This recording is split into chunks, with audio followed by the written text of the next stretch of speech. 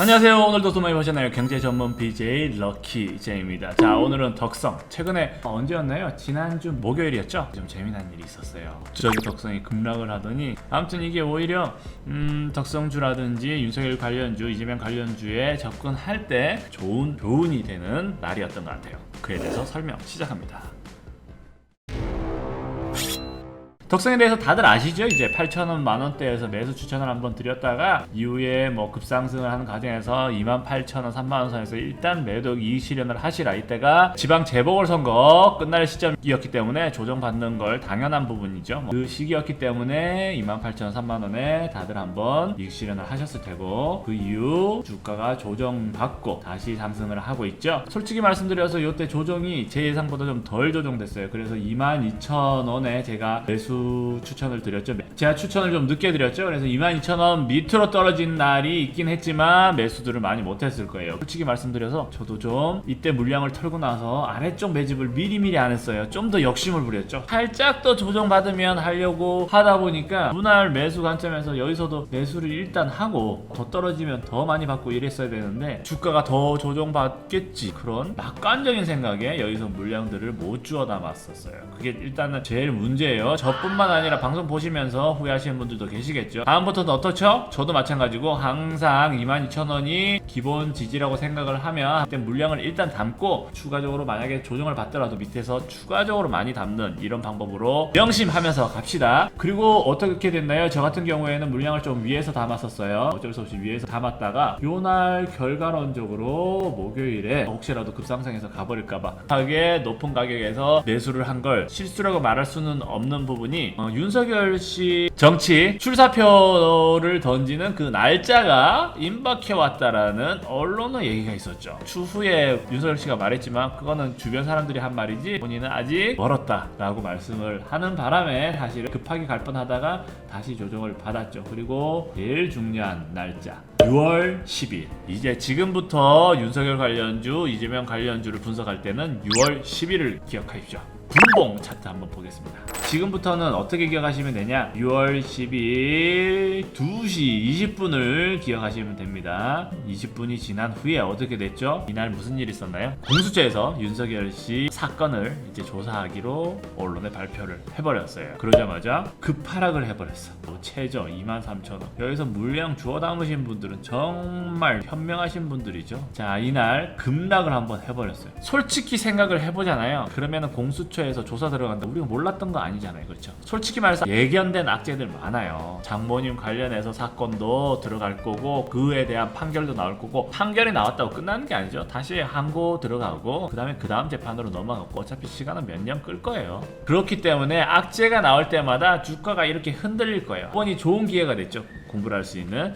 주가는 이렇게 흔들리지만 그걸 너무 비관적으로 보고 물량을 내던지지 말라는 거죠. 여기서 물량 내던지신 분들 엄청 후회를 하시겠죠. 위에서 고점에서 사신 분들도 있으시고, 뭐 밑에서 담으셨던 분들이 여기서 던지는 거야 뭐라 하진 않겠지만 그래도 여기서 던지신 분들 후회가 좀 되실 거예요. 자, 그러니까 우리가 예견된 악재에 대해서 너무 그렇게 심각하게 보지 말자.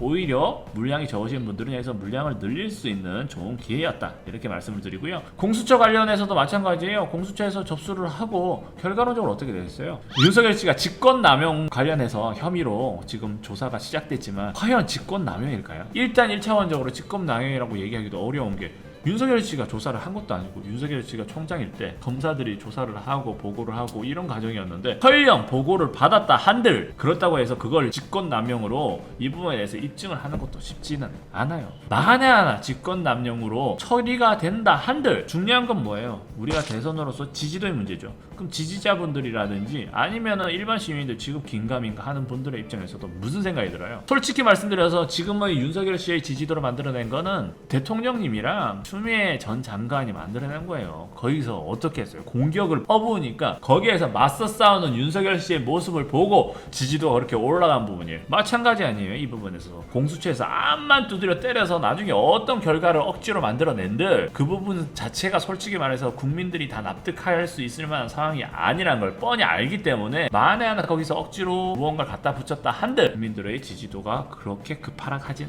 않을 거란 얘기예요. 그래서 결과론적으로는 그런 걸 너무 심각하게 보지 말자. 어찌됐든 이런 악재가 발생하면 윤석열 씨가 보수 쪽 1위가 안 될 거라는 확신 하나, 또는 대통령 절대 안 될 거라는 확신 둘, 이 두 가지가 아닌 이상은 악재에 그렇게 너무 심각하게 반응을 안 하셔도 된다고 말씀을 드리겠습니다.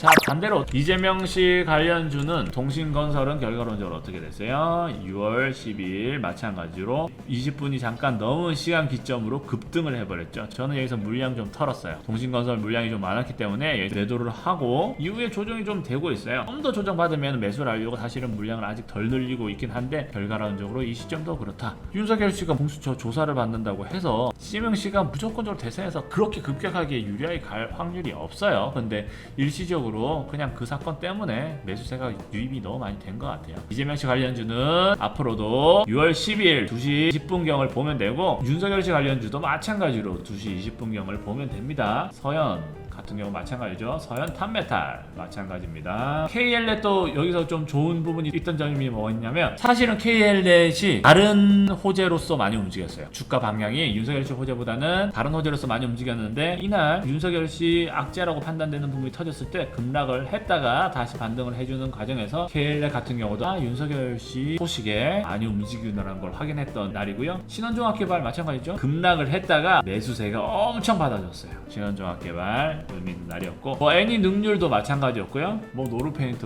할 거 없죠. 다.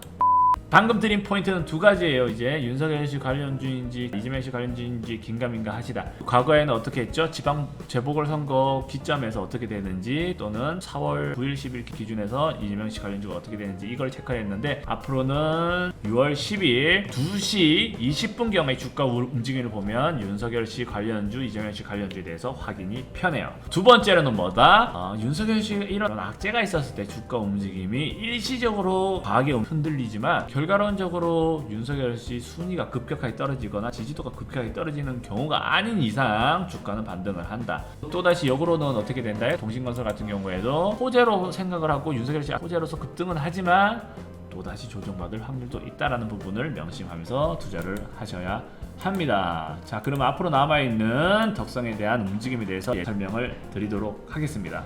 저 같은 경우 솔직히 말씀드려서 아직도 이날 밑에서 물량을 좀 못 담았어요. 왜냐하면 그 다음날 조금 더 하락이 될 수도 있을 확률이 있어서 못 담았는데, 결과론적으로 지금 저희가 깨닫는 건 뭐예요? 이때도 깨달았지만 기존에는 22,000원 이 선도 무너질 수 있다라고 판단을 했지만, 전 저점을 뚫고 내려와 준다라고 생각을 했지만, 이제 확인한 건 뭐다? 암만 악재가 발생을 하더라도 실질적으로 윤석열 씨 지지도가 크게 변화가 없는 한은 덕성 같은 경우에도 조정이 어느 정도의 지지선, 예를 들어서 22,000원의 지지선 밑으로는 하락을 하지 않는다라는 점을 확인하는 계기였죠. 실질적으로 여기서도 솔직히 말해서 좀 더 떨어져서 22,000원에 살짝만 아래꼬리 달렸으면 제가 여기서 매수를 많이 들어갔을 텐데, 사실은 덕성 물량을 제 계획만큼 많이 아직까지는 늘리지 못했어요. 언젠가 한번 또다시 악재에서 밑으로 긴 꼬리를 내려주겠죠. 그때 방송을 보신 분들도 이번 기회에 많이 깨달았겠죠. 긴 꼬리가 달릴 때 물량을 많이 늘려둡시다. 자, 이렇게 해서 추세선은 이게 테마주이긴 하지만 바닥을 아래쪽 지지도를 높여가고 있다.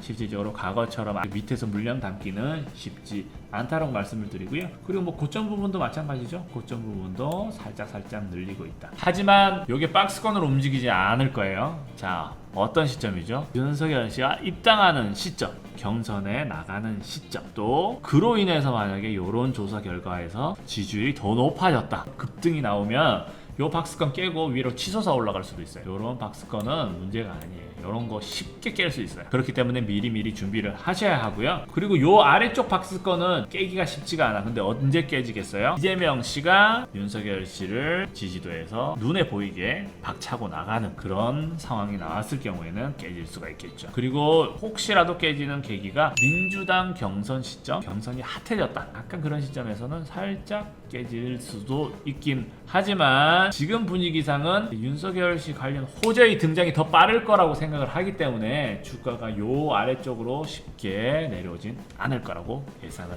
합니다. 그럼 지금 상황에서는 어떻게 해야 돼요? 물량이 없으신 분은 지금이라도 당장 담으셔야 돼요. 더 늦어질 수 있어요. 왜냐면 이 박스권에서 움직이기 때문에 물론 조정받아서 24,000원대, 25,000원대에 매수할 타이밍이 있을 수는 있어요. 일시적으로는. 하지만 늘 말씀드렸죠. 여기까지 내려와 주길 기다리다가 어떻게 됐죠? 물량을 못 담으신 분들 많죠. 혹시라도 물량을 못 담을 수도 있으니까 아예 물량이 없으신 분들, 지금 매도를 다 하신 분들은 여기서 물량을 좀 담으시고요. 현재 가격 좀 살짝 높더라도 대신 물량을 한 번에 담지 마시고 여기서 물량을 적당히 담으시고 이제 24,000원 후반, 25,000원대까지 와주면 물량을 좀 적당히 많이 담아두시면 향후 박스권으로 움직여도 위에서 상승해서 이익 실현이 가능하고요. 급등했을 때는 말씀 안 드려도 아시죠? 만원 두세 배 정도 예상하면서 가봅시다. 아직 대선까지 충분히 시간 많으니까요. 그 시간 동안 호재, 급등 엄청날 겁니다. 그렇기 때문에 미리미리 준비하시고요. 충분히 더 올라갈 수 있다라는 점 명심하시고 투자하시길 바랍니다. 이상 경제 전문 BJ 럭키 제이였습니다.